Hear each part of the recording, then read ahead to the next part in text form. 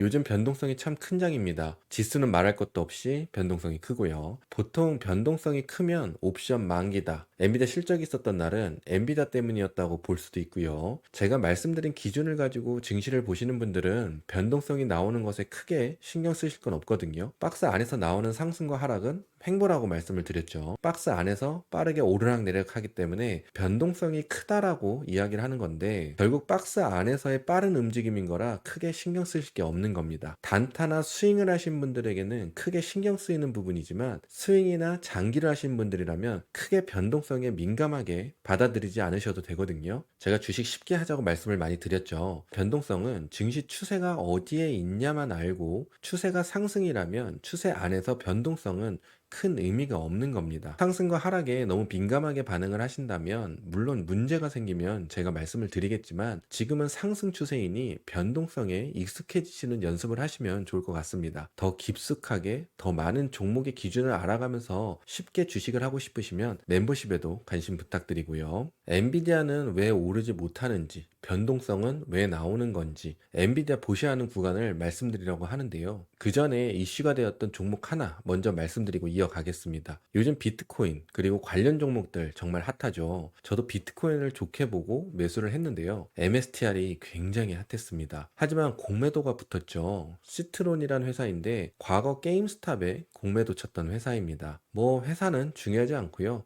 왜 공매도 맞기 좋은 회사인지 간단히 말씀드리면, 제가 비정상적인 상승은 대가를 치른다고 말씀을 여러 번 드렸죠. MSTR은 짧은 시간에 크게 상승을 했고요. 심지어 비트코인이 떨어질 때도 오르더라고요. 이상하게 생각하신 분들도 계시겠지만 딱 비정상적인 상승입니다. 언젠가는 대가를 치를 수 있겠다라고 생각할 수 있겠죠. 거기에 이 회사는 재무 상태도 아직 고르지 못합니다. 재무 상태가 고르지 못한데 주가가 빨리 오른다? 그런 공매도가 붙을 수밖에 없습니다. 안 붙는 게 이상한 겁니다. 마이클 세일러는 주식을 팔아서 비트코인을 삽니다. 비트코인과 같이 움직이는 회사가 불안하지 않다라고 보기엔 어렵겠죠. 저는 MSTR이 좋다 안 좋다를 말씀드린 게 아니고, 그건 개인의 판단일 것 같고요. 하지만 주식을 하다가 제가 말씀드린 부분이 나타나는 종목이 보인다면, 공매도 붙기 딱 좋으니 미리 알고 접근을 하시거나 처음부터 이런 종목을 거르는 것도 괜찮고요. 안정적으로 돈 벌 수 있는 종목이 많으니 그쪽으로 눈을 돌리시는 것도 좋을 것 같습니다. 제 영상을 처음 보신 분들은 대가를 치른다면 하락하고 끝이라고 생각하실 수 있는데, 대가는 수익시라는 물량이 많이 나오고 그 물량이 마무리되면 다시 상승을 시작하는 겁니다. 경우에 따라는 상승을 안 하는 경우도 있지만요. MSTR 차트는 좋습니다. 비트코인과 묶여있기 때문에 비트코인이 상승을 해준다면 상승을 할 거라 생각이 드는 차트인데, 이런 기업이 공매도를 맞았으니 조금 찝찝함이 있죠. 최근에는 비정상적인 상승을 했고 공매도를 맞은 SMCI가 있었기에 괜히 찝찝함이 더하기도 합니다. 이 종목에 문제가 생긴 건지 알 수 있는 판단 기준을 쉽게 알려드릴게요. 상승을 시작한 구간부터 고점까지의 반을 보시면 됩니다. 쉽죠? 여러 가지 이유가 있는데 간단하게 말씀드리는 겁니다. 뭔가를 통해서 비정상적인 상승을 시킨 물량들이 있잖아요. 반 이상이 나가면 주가도 반토막이 나는 것과 같다고 보시면 됩니다. 올린 물량들이 빠져나가는 거죠. 그래서 하락도 빠르기도 합니다. SMCI도 볼까요? 대략 반을 이 정도로 그으면 여기가 지지였는데 보이시죠? 지지가 깨지고 하락을 합니다. 다시 말씀드리지만 여러 가지를 같이 보면서 봐야 하는데, 쉽게 설명을 드리고자 이렇게 보셔도 충분하기 때문에 말씀을 드리는 겁니다. 그럼 MSTR을 370이 부근 되겠죠. 이미 왔다 갔습니다. 이때 저점이 371달러 84센트니까요. 저 구간 잘 보시고, 하락했다고 바로 무너진 게 아니고 차트를 안 보신 분들은 맴도는 것을 느끼셔야 합니다. 이것도 많이 말씀드렸죠. 말씀드린 주가 위에서 맴도는지 아래서 맴도는지요. 오늘은 반도체 전반적으로 훑어보려고 합니다. 엔비디아가 못 오르는 이유가 여기에도 있기 때문에 먼저 보고 가겠습니다. 주식이라는 것은 같은 섹터에 있는 종목들이 모두 상승할 준비가 되어 있는 상태에서 하나의 종목이 발산을 시작하면 하나 둘 상승을 시작하는 게 주식의 기본입니다. 근데 지금 AMD, 마이크론 테크놀로지, 퀄컴 이 세 종목이 상승할 준비가 되어 있지 않거든요. SOXL도 좋지 않고요. SXL도 뒤에 설명드릴게요. 그나마 괜찮은 게 바이든이 보조금을 지급하는 TSMC 정도인데요. 보조금 주는 것을 어떻게 알았는지 차트도 아직 괜찮더라고요. 제일 기본적인 차트로 파악이 가능한데요. 이것도 쉽게 이야기해 볼게요. AMD 200일선 밑에 주가가 있고요. 데드크로스 났고요. 마이크론 테크놀로지도 그렇고요.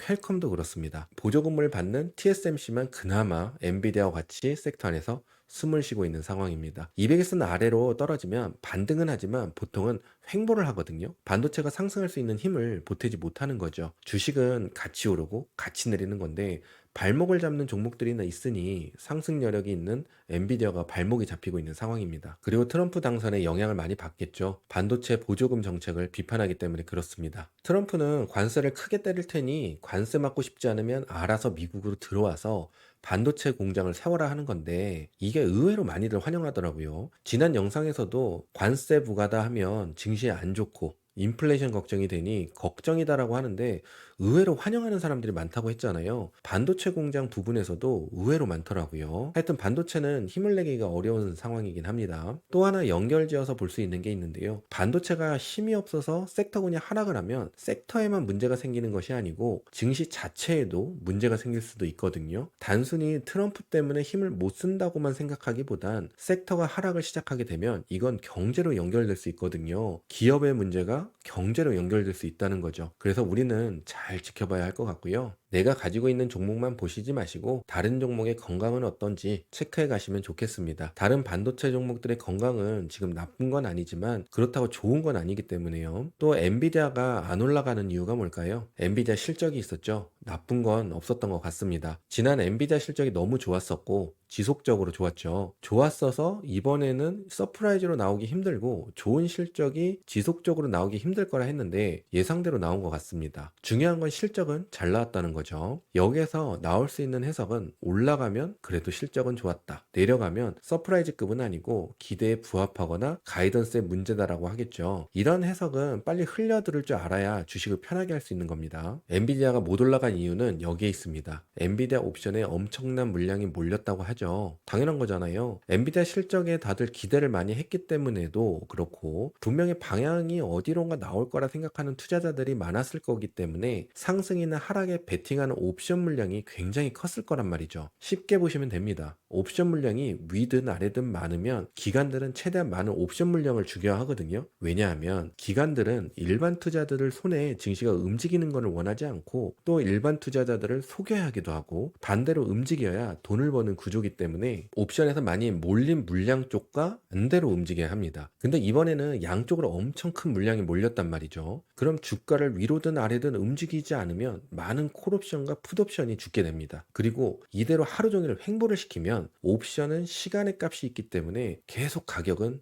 떨어지게 되고요. 그러면 기관들은 많은 옵션 물량을 죽일 수 있는 거죠. 그래서 엔비디아는 오르면 내리고 내리면 오르고 방향을 못 잡는 겁니다. 보이시죠? 횡보한 거. 증시는 옵션의 영향을 받습니다. 옵션의 베팅 상황을 보고 매수가 몰리기도 하고 매도가 몰리기도 합니다. 엔비디아는 콜도 많고 풋도 많았으니 투자자들이 어디로 움직일지 헷갈리는 거죠. 청산되는 것을 확인이라도 되면 좋은데 정확히 청산이 되는지 일반 투자자는 알기가 어렵거든요. 투자를 하기 위한 정보를 옵션에서 얻는데 그래서 옵션 만기래도 변동성이 큰 건데요. 옵션 만기는 익절이 되었든 손절이 되었든 끝내야 하잖아요. 그럼 투자자들은 투자 정보를 얻을 수가 없는 거죠. 증시가 좋든 안 좋든 청산을 시켜야 하는 날이니까요. 그래서 옵션 만기일은 장 마지막에 움직이는 경우가 많습니다. 청산이 되고 이제 새로운 옵션 물량들이 오후장에 들어오거든요. 그걸로 판단하는 투자자들이 들어오기 때문입니다. 엔비디아 옵션에 몇백 밀리언이 몰렸다 하는데 감이 잡히시나요? 사실 안 잡혀도 주식한데 큰 문제 없습니다. 이젠 아시겠죠? 증시는 옵션 정보로 움직이는데 한 종목에 크게 옵션 물량이 물리게 되면 상승 베팅이든 하락 베팅이든 물량이 너무 커서 투자자들이 방향을 정하지 못하는 겁니다. 그리고 기관들은 양쪽으로 베팅이 몰리면